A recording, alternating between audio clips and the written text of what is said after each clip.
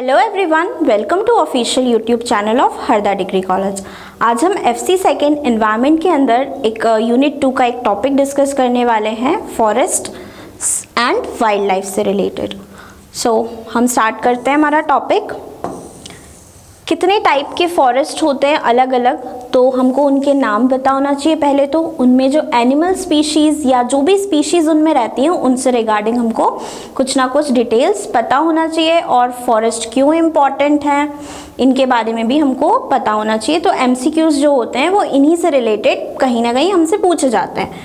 तो पहला फॉरेस्ट है tropical evergreen forest, first name है इसका। नेक्स्ट है ट्रॉपिकल डेसिडियस फॉरेस्ट, जहाँ पर बहुत सारे फ्लोरा एंड फाउना है। देन नेक्स्ट है tropical thorn and shrub forest. इसके बारे में हम देख लें कुछ पॉइंट्स। तो these forest are found where rainfall is between 60 and 75 centimetre, मतलब जहाँ 60 से 75 सेंटीमीटर रेनफॉल होती है वहाँ पर ये वाले फॉरेस्ट होते हैं।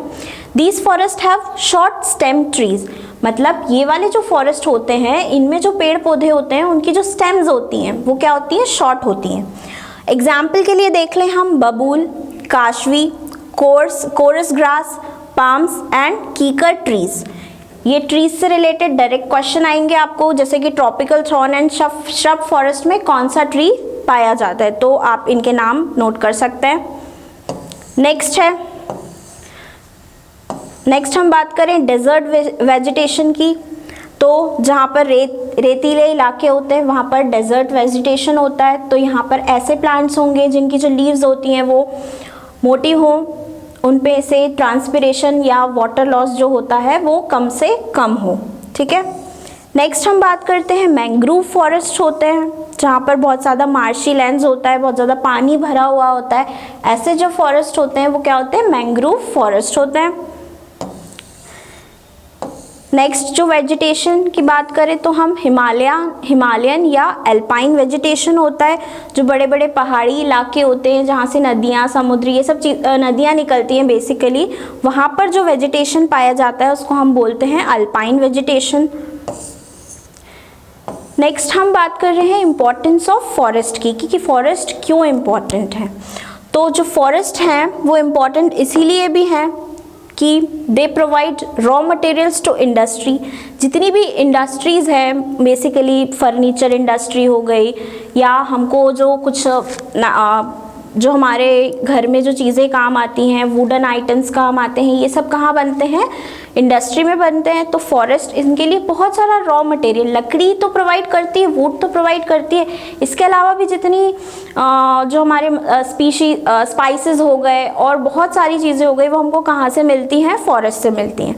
नेक्स्ट पॉइंट है they provide food, fodder, fuel, fertiliser and fibre. खाने के आइटम्स, फॉडर मतलब जलाने के लिए जो एनिमल्स जो होते हैं हमारे, उनके खाने के लिए जो चारा होता है वो होता है फॉडर। फ्यूल्स, जो जलाने के लिए लकड़ियाँ वगैरह हम जो लाते हैं फॉरेस्ट से, वो फ्यूल में आती हैं। फर्टिलाइजर्स, खेत में यूज़ करने के लिए कुछ ना कुछ प्रकार के जो फर्टिलाइजर्स होते हैं वो भी हमको फॉरेस्ट से मिलते हैं। एंड नेक्स्ट है कुछ प्रकार के फाइबर्स, जिनसे कपड़े बनते हैं, या हम जूट बोल लें, बैग्स बनते हैं। बहुत सारी बेसिक नेसेसिटीज़ की जो चीज़ें होती हैं वो हमको कहाँ से मिलती है, फॉरेस्ट से मिलती है।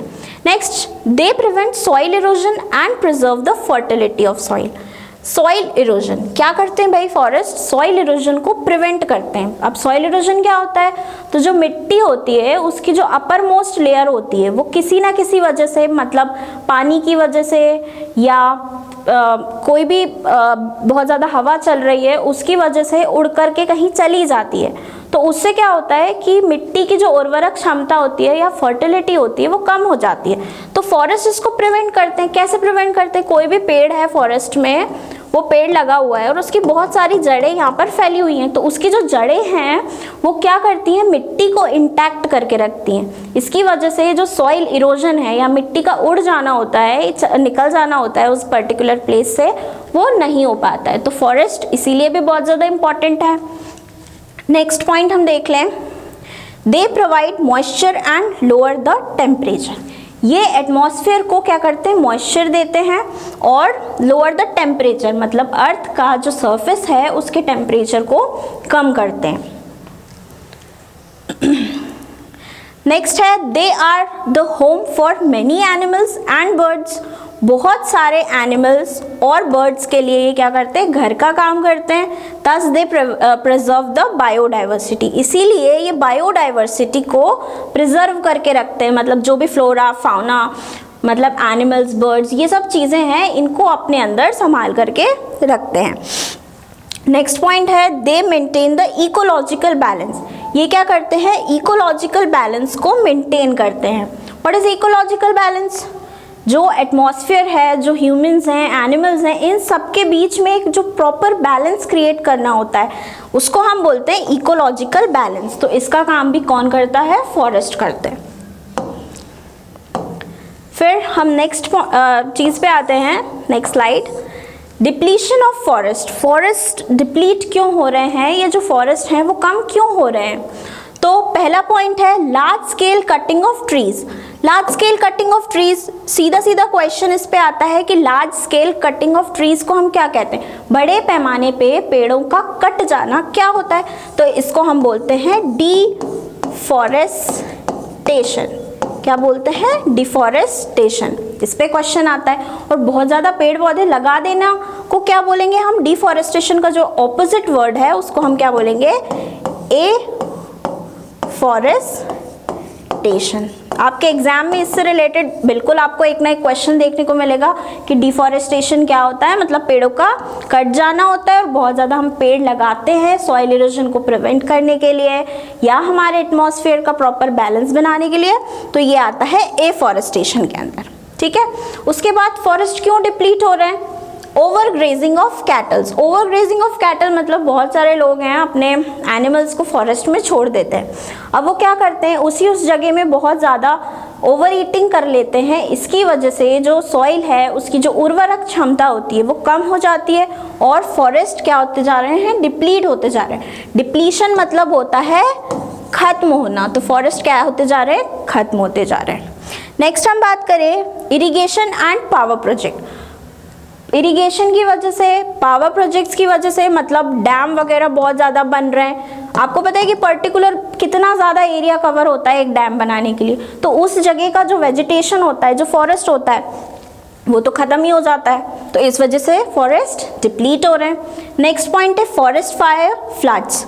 फॉरेस्ट फायर मतलब जंगलों में आग लग जाती है और वो आग को कंट्रोल करना मुश्किल हो जाता है। इसकी वजह से भी बहुत ज़्यादा जो फॉरेस्ट हैं वो नष्ट होते जा रहे हैं। फ्लड्स, पानी आ जाता है, बहुत ज़्यादा पानी आ जाता है तो सॉइल की लेयर ही पूरी तरीके से वहाँ से हट जाती है। तो वो भी एक रीज़न है कि फॉरेस्ट ख़त्म होते जा रहे हैं।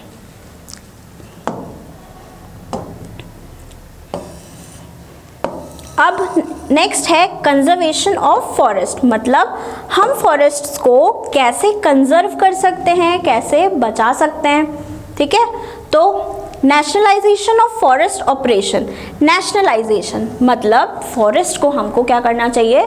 गवर्नमेंट के कंट्रोल में ले लेना चाहिए, उनको नेशनल पार्क के रूप में देख लेना चाहिए, जिससे कि क्या कर सकते हैं हम उनका कंजर्वेशन कर सकते हैं। नेक्स्ट पॉइंट है protection and operation of wild life and environment. अभी मैंने आपको बहुत सारे एक्ट्स पढ़ाए थे, उसमें क्या था? Protection and operation of wild life and environment. तो एनवायरनमेंट से रिलेटेड, वाइल्ड लाइफ से रिलेटेड कुछ ना कुछ ऐसे एक्ट्स गवर्नमेंट को लॉन्च करते रहना चाहिए जिससे कि हमारे फॉरेस्ट कंजर्व हो सके, बच सके। नेक्स्ट है commercialisation of industrial forest operation. मतलब जो इंडस्ट्रियल फॉरेस्ट ऑपरेशन होता है उसको कमर्शियल लेवल पे ही हमको यूज़ करना चाहिए। Next is raising the forest areas to 33.3% of land of India. इतने जो फॉरेस्ट एरिया है उसको हमको क्या करना चाहिए? और बढ़ाना चाहिए। इससे रिलेटेड क्वेश्चन आते हैं तो आप इस टर्म को बिल्कुल नोट करें। Then next is social forestry. मतलब लोगों को ज़्यादा से ज़्यादा हमको क्या करना चाहिए? प्रमोट करना चाहिए कि आप फॉरेस्ट में ग्रोथ करवाएं, ट्रीज ग्रो करें, ट्रीज प्लांट करें, जिसकी वजह से क्या हो सके? हमारे फॉरेस्ट बच सके।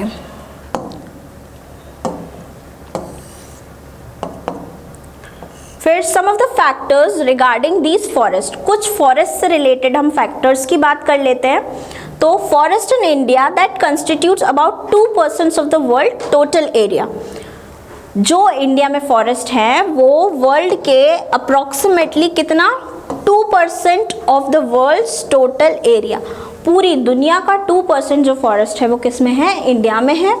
कवर 22.8% ऑफ द लैंड, कितना लैंड कवर करता है भैया ये, तो ये 22.8% ऑफ लैंड कवर करता है। मतलब एरिया कितना है, फॉरेस्ट एरिया पूरे वर्ल्ड का कितना है, 2% है, लेकिन ये ज़मीन जो है वो कितनी कवर करता है, तो इसका आंसर है 22.8% ऑफ लैंड ये कवर करता है। इससे रिलेटेड डायरेक्ट क्वेश्चंस आपको आते हैं। नेक्स्ट पॉइंट है Arunachal Pradesh and Madhya Pradesh have largest and the denser forest area in India. तो सीधा क्वेश्चन आपको आएगा कि सबसे ज़्यादा इंडिया में फॉरेस्ट कहाँ पर हैं, और आपको ये अरुणाचल प्रदेश और मध्य प्रदेश, दो स्टेट्स में से किसी का एक का नाम दिया होगा, तो आपको उन 4 ऑप्शंस में से इनको टिक करके आना है। तो क्या है, लार्जेस्ट फॉरेस्ट एरिया किस में है, अरुणाचल प्रदेश में है और मध्य प्रदेश में है। नेक्स्ट पॉइंट है Haryana has the lowest forest area, मतलब जो हरियाणा जो स्टेट है उसमें क्या है, लोएस्ट फॉरेस्ट एरिया, मतलब इसमें जो फॉरेस्ट का एरिया है वो सबसे ज़्यादा कम है। ठीक है, तो इससे बहुत सारे 2-3 क्वेश्चंस हमारे बन रहे हैं। आई होप आप लोग इसकी प्रैक्टिस करेंगे और बहुत ज़्यादा रीडिंग पर फोकस करिए जिससे कि आपका पेपर क्लियर हो सके। Thank you.